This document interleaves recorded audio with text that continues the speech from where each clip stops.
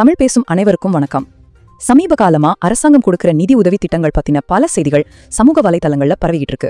இதனால மக்கள் கிட்ட பெரிய எதிர்பார்ப்பும் சில குழப்பங்களும் ஏற்பட்டிருக்கு. குறிப்பா மத்திய அரசு கிட்ட இருந்து 12,000 ரூபாயும் மாநில அரசு கிட்ட இருந்து 5,000 ரூபாயும் பணம் வரப்போகுதுன்னு விவாதங்கள் ரொம்ப சூடு பிடிச்சிருக்கு. இதுல எது உண்மையான அரசாங்க தகவல், எது வெறும் வதந்தி?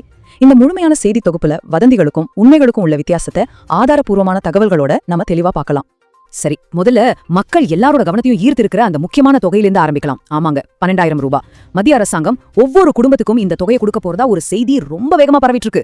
இதோட உண்மைத்தன்மை என்ன, இதுக்கு பின்னால என்ன இருக்குங்கிறத இப்ப நாம விளக்கமா பார்க்கலாம். இப்போ தமிழ்நாட்டுல இருக்கிற ஒவ்வொரு குடும்பத்தோட மனசையும் இந்த கேள்விதான் இருக்கு. மத்திய அரசு உண்மையிலே ஒவ்வொருத்தருக்கும் 12,000 ரூபாய் கொடுக்க போகுதா? இது சம்பந்தமா வர அதிகாரப்பூர்வ மற்ற தகவல்கள் என்ன சொல்லுது? இதுக்கு சாத்தியம் இருக்கா இல்லையாங்கிறத முதல்ல நம்ம ஆராய்ந்து பார்ப்போம். முதல்ல நாம ஒரு விஷயத்த ரொம்ப தெளிவா புரிஞ்சுக்கணும். இப்போ வரைக்கும் இந்த 12,000 ரூபாய் திட்டம் சம்பந்தமா எந்த ஒரு அதிகாரப்பூர்வ அறிவிப்பும் மத்திய அரசு கிட்ட இருந்து வரல. ஆனா நம்பிக்கையான அரசியல் வட்டாரங்கள்ல இருந்து கசிற செய்திகள் படி தமிழ்நாடு மக்களுக்காக ஒரு பெரிய நிதி உதவி திட்டத்தை மத்திய அரசு தயார் செஞ்சுட்டு வரதா வலுவான தகவல்கள் சொல்லுது. ஆனா இது இன்னும் ஒரு ஆலோசனை கட்டத்துல தான் இருக்கணும் சொல்லப்படுது. இந்த திட்டம் எப்படி வடிவமைக்கப்பட்டிருக்குங்கிறது ரொம்ப கவனிக்க வேண்டிய விஷயம். கிடைக்கிற தகவல் படி இந்த 12,000 ரூபாய் ஒரு புது திட்டம் மூலமா ஒரே தொகையா கொடுக்கப்படாது.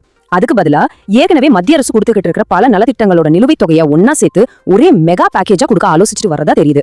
குறிப்பா சொல்லணும்னா சில மாசமா வராம இருந்த கேஸ் மானியம், விவசாயிகளுக்கான உரமானியம், அப்புறம் PM கிசான் திட்டத்துக்கு கீழே கொடுக்க வேண்டிய பாக்கி தொகை, இது எல்லாத்தையும் சேர்த்து கொடுக்க வாய்ப்பு இருக்கு. சரி, இந்த நிதி உதவி பத்தின பேச்சுகளுக்கு பின்னாடி இருக்கிற அரசியல் காரணங்களையும் நாம கொஞ்சம் பார்க்கணும் இல்லையா? திடீர்னு ஏன் இவ்வளவு பெரிய தொகை பத்தி பேச்சு வருது? இதுக்கு முக்கிய காரணம் வரப்போற 2026 சட்டமன்ற தேர்தல் தான்.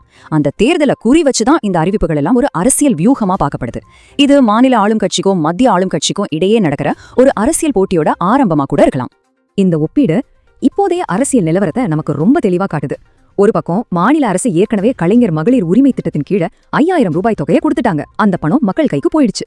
இன்னொரு பக்கம் அதை விட 2 மடங்குக்கும் மேல, அதாவது 12,000 ரூபாய் கொடுக்கறதுக்கான ஒரு திட்டம் பத்தின செய்திகள் மத்திய அரசு தரப்புல இருந்து வந்துகிட்டு இருக்கு. இது மக்கள் ஆதரவை வாங்குறதுக்கான ஒரு நேரடி போட்டிங்கிறது ரொம்ப தெளிவாவே தெரியுது. நமக்கு கிடைச்ச தகவல் படி மத்திய ஆளும் கட்சியோட தமிழக பிரிவு கூட்டங்கள்ல ஒரு முக்கியமான உத்தி பத்தி பேசியிருக்காங்க. அதாவது மாநில அரசோட 5,000 ரூபாய் திட்டத்தால மக்களுக்கு கிடைச்ச நல்ல பேரை எதிர்கொள்ளணும்னா அதை விட ஒரு பெரிய தொகையை நேரடியா மக்களோட பேங்க் அக்கவுண்ட்ல போடணும்னு முடிவு செஞ்சிருக்கிறதா சொல்லப்படுது. இப்படி நேரடியா பணம் கொடுத்தா அது தேர்தல்ல பெரிய தாக்கத்தை ஏற்படுத்தும்னு அவங்க நம்புறாங்க. இப்போ உறுதி செய்யப்படாத தகவல்கள்ல இருந்து ஆதாரபூர்வமான உண்மைக்கு வருவோம். அதுதான் தமிழ்நாடு அரசு கொடுத்த 5,000 ரூபாய் நிதியுதவி. இது வெறும் தேர்தல் வாக்குறுதியோ இல்ல சமூக வலைதள பேச்சோ கிடையாது. இது தகுதி இருக்கிற லட்சக்கணக்கான மக்களோட வங்கி கணக்குல ஏற்கனவே செலுத்தப்பட்ட ஒரு உறுதியான திட்டம். இதோட முழு விவரங்களையும் இப்போ நம்ம பார்க்கலாம். இந்த 5,000 ரூபாய் எப்படி கணக்கிடப்பட்டதுன்னு நாம கொஞ்சம் விளக்கமா புரிஞ்சுக்கலாம். கலைஞர் மகளிர் உரிமை திட்டத்தின் கீழே மாசம் 1,000 ரூபாய் கொடுத்துட்டு வராங்க.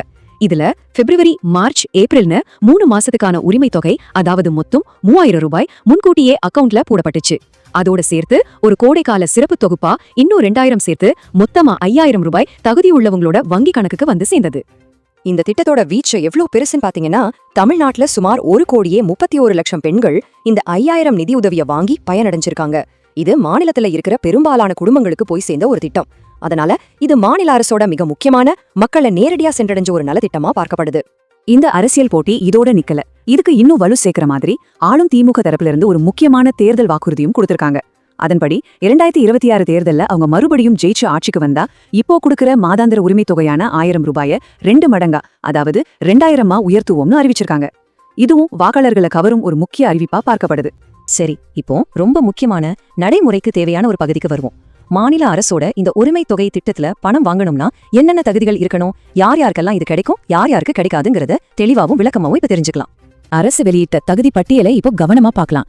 யாருக்கெல்லாம் தகுதி இருக்குன்னா, 21 வயசு முடிஞ்ச பெண்கள், குடும்பத்தோட 1 வருஷ வருமானம் 2,50,000 லட்சம் ரூபாய்க்கு கம்மியா இருக்கிறவங்க, அப்புறம் 5 ஏக்கருக்கு குறைவா நஞ்ச நிலம் அல்லது 10 ஏக்கருக்கு குறைவா புஞ்ச நிலம் வச்சிருக்கிறவங்க. அதே நேரத்துல யாருக்கெல்லாம் தகுதி இல்லங்கிறதையும் பார்க்கணும். அரசு ஊழியர்கள், பென்ஷன் வாங்குறவங்க, இன்கம் டாக்ஸ் கட்டுறவங்க, சொந்தமா கார் மாதிரி 4 சக்கர வாகனம் வச்சிருக்கிறவங்க, அப்புறம் 1 வருஷத்துக்கு 3,600 யூனிட்டுக்கு மேல கரண்ட் பயன்படுத்துற குடும்பங்களுக்கு இந்த திட்டத்துல பணம் கிடைக்காது. பார்வையாளர்கள் கவனிக்க வேண்டிய ஒரு மிக முக்கியமான தற்போதைய நிலவரம் இது. இப்போதைக்கு இந்த திட்டத்துக்கு புதுசா யாரும் அப்ளை பண்ண முடியாது. புதிய விண்ணப்பங்கள் வாங்குறத தற்காலிகமா நிறுத்தி வச்சிருக்காங்க. அதனால ஏற்கனவே அப்ளை பண்ணி ரிஜெக்ட் ஆனவங்க மட்டும் மேல்முறையீடு செய்யறதுக்கு இப்போ வாய்ப்பு இருக்கு. புதுசா விண்ணப்பங்கள் எப்போ வாங்குவாங்கங்கிற அறிவிப்பு பின்னால வரும்னு நம்ம எதிர்பார்க்கலாம்.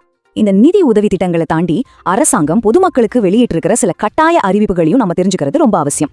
குறிப்பா ஒவ்வொரு குடும்பத்துக்கும் அத்தியாவசியமா தேவைப்படுற ரேஷன் கார்டு வச்சிருக்கிறவங்களுக்கும் LPG சிலிண்டர் பயன்படுத்துறவங்களுக்கும் இந்த தகவல்கள் ரொம்ப முக்கியமானது. எல்லா ரேஷன் கார்டு வச்சிருக்கிறவங்களும் கவனிக்க வேண்டிய ஒரு முக்கியமான அறிவிப்பு இது.